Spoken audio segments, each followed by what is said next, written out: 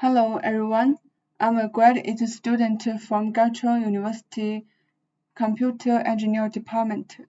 The title of my research is User Identification Systems Using ECG Signals, a comparative study of one-dimension and two-dimension ECG data. The first is a table of contents presented today, which consists of 5 parts: introduction, related works, method, comparison, and conclusion. The first is the introduction part. At present, the user identification system is very popular. The commonly used identification method is to use biometric information to identify, such as fingerprint, face, iris, and voice. Although fingerprint recognition has been used for a long time and is widely used, it has higher requirements on object characteristics such as dry, white, worn, and dirty surface. And then the recognition ability will be significantly reduced. In addition, fingerprints are easily to be obtained and be forged, and the security is low. Second, with the advancement of the Internet, face recognition technology has become more and more widely used, generally replacing fingerprint recognition. Face can recognize facial features as a whole, and can also perform feature detection based on facial reference points. However, the detection will be affected by many internal and external features, such as makeup and age. Also, light will also lead to different extraction features, so it has to be detection. Iris recognition, unlike a face, the iris does not change after the human body matures, so it is difficult to fork and has a higher recognition rate. However, the iris collection is fine and the requirements are high strict, so it is difficult to promote the use of technology and equipment. Finally, such as voice recognition, it is easily affected by external environment, thus affecting the accuracy of the results. So it's difficult to have a very suitable and perfect identification method. Here we use the biometric information such as ECG for identify classification. First of all, the collection of ECG is very convenient and safe.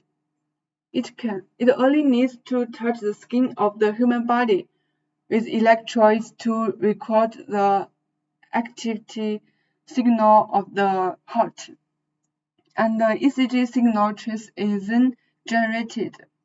A complete ECG signal has 4 waveforms, which are P wave, QRS wave, and T wave, and also include U wave, because U wave does not necessarily appear every time, so it will not be mentioned here. Among them, the QRS wave is the most obvious waveform, so the waveform is often intercepted according to the judgment of the R point. Finally, the identifier of the user is judged according to the different ECG waveforms of different users. Explaining here why ECG biosignals are used to identify identities. It mainly includes these 4 reasons. The first one is the universality. This signal can be obtained from any living person. The second is the stability. As time goes by, the waveform will not change and remain relatively stable. The third is uniqueness. Different individuals have different ECG signals. so each person's signal is unique. The fourth is the collection ability. Because the collection method only needs external touch, does not harm the patients, and the ECG instruments have been widely used in daily life. For this study, the current popular datasets are summarized below. There can be of the person and on the person, and the collector electrodes are divided into dry electrodes and wet electrodes. Many of the ECG data contain abnormal ECG dataset. Generally speaking, this ECG dataset has enough data to fully conduct experiments and verify the robustness of the model. Since ECG data is one-dimensional signal, many studies are based on study of the one-dimensional signal. In general, the research process of one-dimensional signal use 1D CM to extract features. It is shown in this picture. First, for the original signal, we need to perform data processing operations, such as downsampling and filter noise, because most of the data generates a lot of noise during the collection process, which will affect the extraction of features. Afterwards, point R is detected, because point R is a peak value of the waveform. So the position of the heartbeat is judged according to the position of the point R, resulting in different segmentation methods.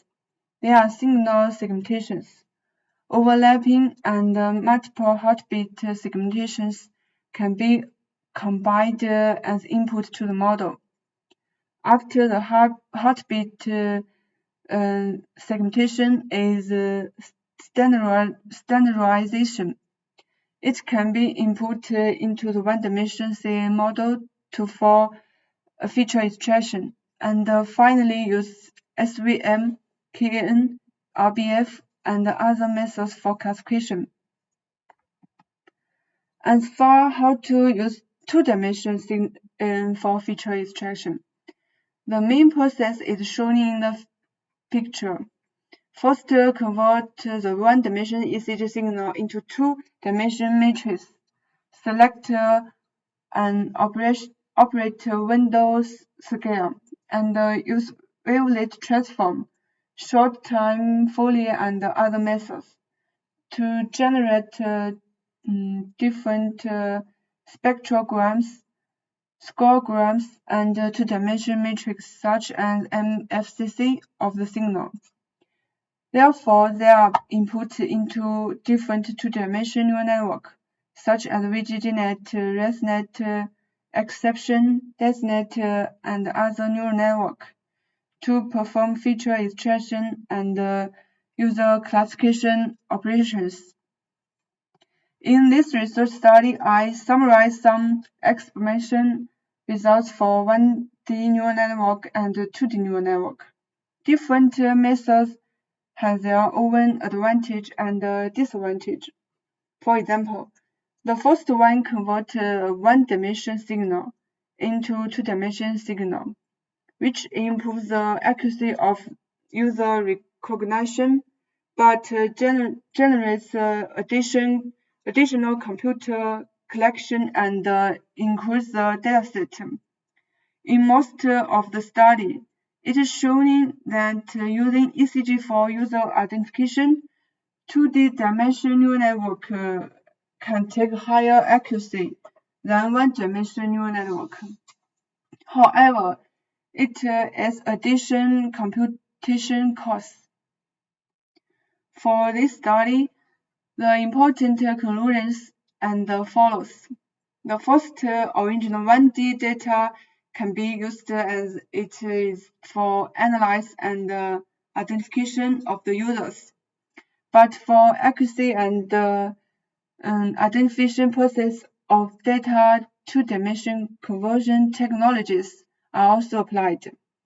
Second, the user identification system built using 2D ECG data results in better identification accuracy as compared to 1D ECG signal. Third, among different AI-based algorithms applied on the 1D and 2D data, CNN has proven to be more effective for both types of data and compared to other algorithms. However, 2D ECG data processing can become complex and require more computation power as compared to the processing of the 1D data. That's all of my presentation. Thank you, everyone.